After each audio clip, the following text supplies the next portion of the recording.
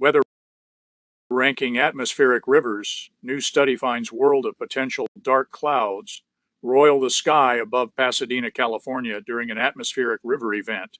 A series of 9 such storms delivered record amounts of rain and snow to the state and caused multiple deaths between late 2022 and January 2023.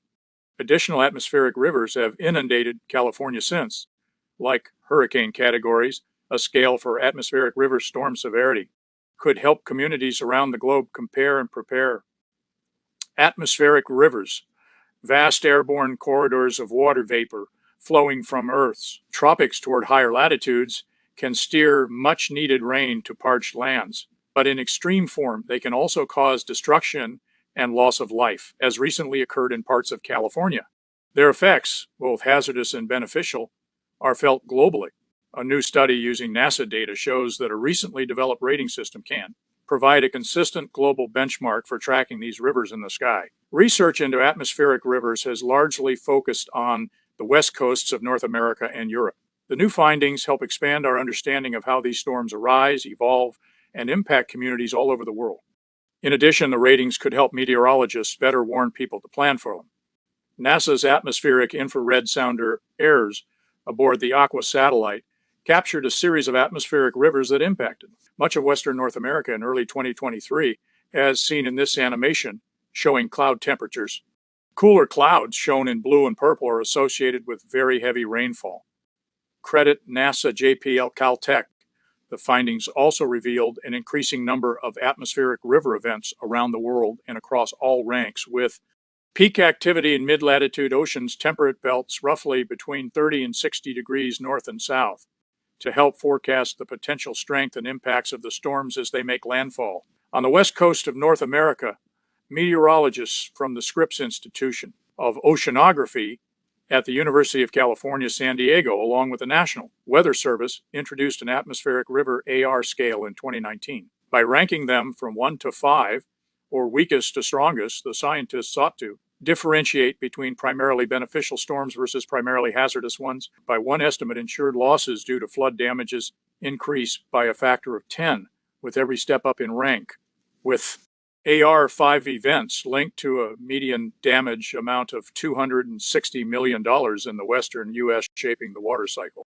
Although the term atmospheric river was only coined in 1994, the storm's impacts were felt well before then. Scientists have estimated some 300 million people worldwide are at risk of flooding due to atmospheric rivers, which on average transport quantities of water vapor more than double the flow of the Amazon River. A growing body of research is exploring how these storms play a critical role in shaping the global water cycle from the Andes to the Arctic, where moisture from atmospheric rivers has recently been found to melt and slow the seasonal recovery of sea ice. An atmospheric river system that traveled across the Pacific Ocean in 2017 is captured here in satellite imagery by NASA's AIRS instrument.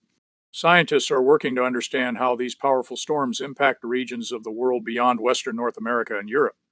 Credit NASA JPL Caltech. In the new study, scientists built a database of global atmospheric river events from 1980 to 2020 using a computer algorithm to automatically identify tens of thousands of the events in the modern era retrospective analysis for research and applications. Version 2, MERA 2.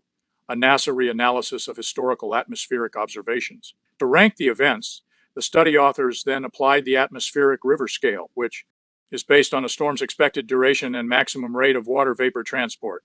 Across the 40 years studied, higher-ranked storms lasted longer and traveled farther than lower-ranked storms. Mean travel distance was found to be about 400 miles, 650 kilometers with AR1, and about 2,900 miles, 4,700 kilometers with AR5, while mean lifetime was about 17 hours for AR1 and 110 hours for AR5.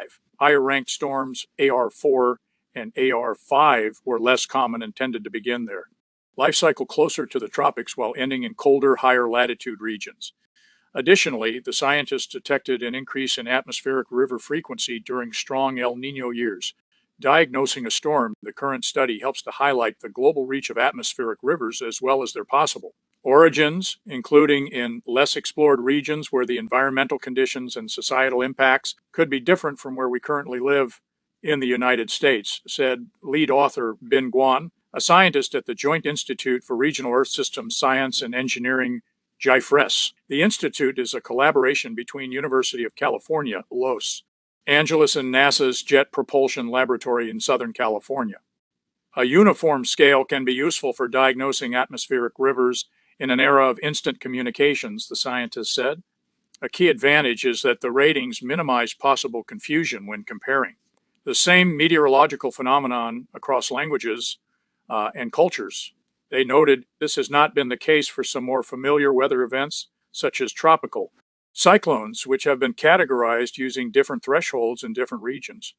Guan and colleagues said that taking the next step and translating the scale into region-specific impacts will require more research that takes into consideration local characteristics.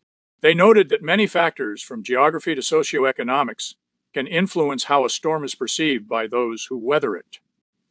News media contact Jane J. Lee, Andrew Wang, Jet Propulsion Laboratory, Pasadena, Calif. 8183-540-307, 626-379-687-4, jane.j.